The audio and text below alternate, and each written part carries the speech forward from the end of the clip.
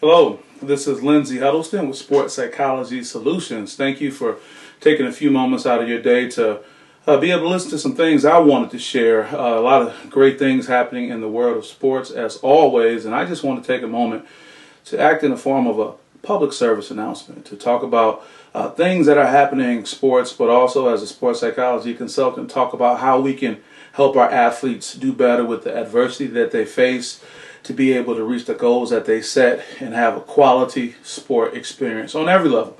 So I'll open up, as you can see in the subject line, talking about Andre Drummond of the Detroit Pistons, and the title saying Andre Drummond when trading is not an option. What do I mean by that? The first thing people say when there's a player who has a lot of negative attention, as unfortunate as it is, they talk about removing the player, and what I'm referring to is Andre Drummond's challenging evening against, of all players, Joel Embiid, who is a force to be reckoned with within his own, but more importantly, other parts of that conversation that included Joel Embiid constantly stating through social media, which is a huge influence, that he has a lot of real estate in Andre Drummond's head, and also analyzing parts of the game and seeing some of the shots that he took and only having 5 points really speaks to what kind of challenge actually may be going on. So not being very personally familiar with Andre Drummond, only having come in contact with him a few brief times, he's always come across as a gentle, kind spirit. And I don't mean that in any derogatory way.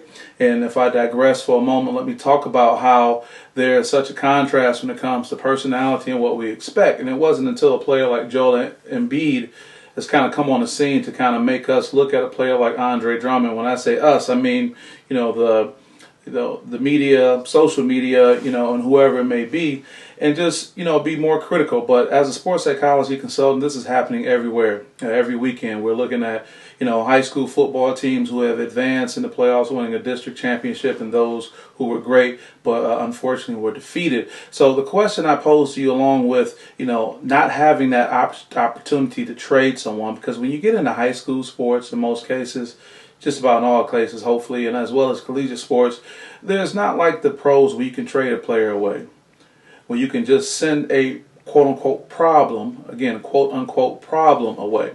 What we have to realize that leagues like the NBA, the G League, in my opinion, do not develop their players. They expect the players to come and have that. And I think that's an expectation we all have when we look at a player like Andre Drummond and the amount of money that he makes, multi-million-dollar contract, what our expectation is, but not giving any excuses for what his most recent level of play was. But I'm saying we have to be very conscious, and that's why I'll pose this next question to you. Are you a sports shareholder or a sports stakeholder? And I think there's something you need to think about with that. There is a difference in how I want to explain this. I put my corporate hat back on, being involved with a Fortune 1 corporation.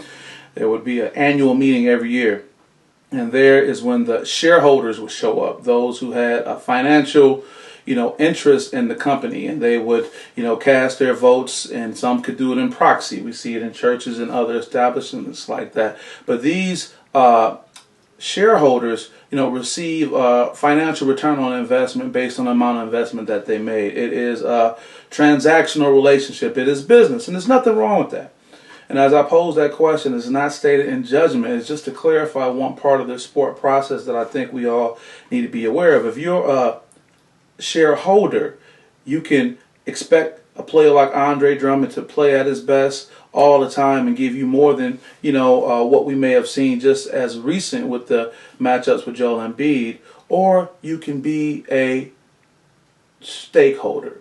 When I say stakeholder, I'm talking about someone who has a personal relationship or are personally influenced by the individual that they're involved in. What do I mean by that? You are that as a parent, you're a shareholder. As a stakeholder, as a friend, coach, cousin, person of significant interest, you are that. You are a stakeholder. You are someone who's very influential in that person's circle. Now, the difference between the two, and stay with me with this, is as a shareholder, you can say you need to be the best player, and if you're not, you need to go.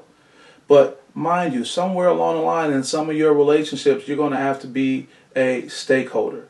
That may be to someone that you're personally related to. And do understand that if you are a stakeholder, you need to give them the best type of environment to be able to overcome what that challenge. The challenge that happens for this generation of athletes, in my belief, is that people like me are in high demand, but probably in very low usage if you would look at what resources are out there and how they're being allocated. As I previously stated, I don't believe that the NBA or the G League are extremely focused on development, and you can argue that one way or the other, and it's not really a knock on them.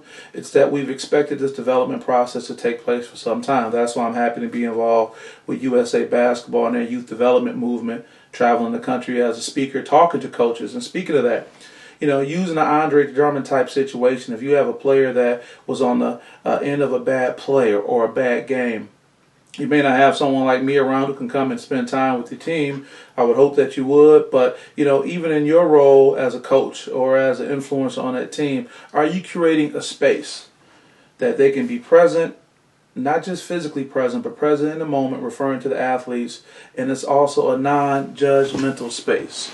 Are you able to curate that, even if it's just once a week, 15 minutes? The team sits in a circle and you give them that, what happens in Vegas stays in Vegas speech in an appropriate way. And you say, right here, we want to be able to talk about what's bothering you. And it can be bringing up a big player or a big game. And it's creating that trust and bond to be able to share and be open. And the reality is that so many people are apprehensive when it comes to discussions about mental health, when it comes to discussions about mental performance, that even the term sports psychology is going to be evolving to the term mental performance, and that's through credible sources, the Association for Applied Sports Psychology, ASP. So with that being said, I just want everyone to realize that if you're a shareholder, where all you want to do is pay for your ticket, say what you want to say, root for the team you want to root for, do know you play a great role in the life and experience of a player like an Andre Drummond.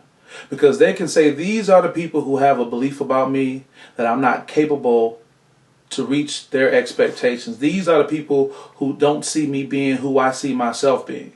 And so I have no ill will to someone who is just that, a shareholder. So that can be the driving force for any athlete to work hard to prove them wrong, because I believe that the work that someone like Andre Drummond has put in over the summer, expanding parts of his game, being dedicated, shows that he is committed to being a great player and is going to have to adjust and overcome his adversity. I don't know what type of discussions are happening in the Detroit Pistons practice at this time. I'm not in there now. I've spent time there in past seasons, but that is the encouragement I would want to give. I think that's the kind of space Coach Casey can create that can be beneficial to everyone around. I believe that he is someone who is progressive in that mindset. But if you're not Coach Casey for the Detroit Pistons, and you're a high school coach, middle school coach, or just a coach, or just a parent, or just a real stakeholder, you want to be able to promote creating that type of space. So with that, I hope this was thoughtful enough to keep you thinking. And here at Sports Psychology Solutions, we're only trying to